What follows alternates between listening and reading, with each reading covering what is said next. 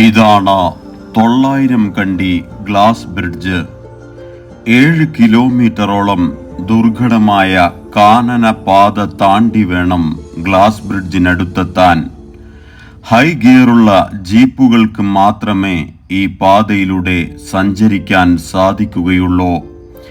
കാറിലും ബൈക്കിലുമൊക്കെ എത്തുന്ന സഞ്ചാരികൾ തങ്ങളുടെ വാഹനം മലയുടെ താഴ്വാരത്ത് പാർക്ക് ചെയ്യണം. 1300 രൂപയാണ് ഈ ജീപ്പ് യാത്രക്ക് അവർ ഈടാക്കുന്നത്.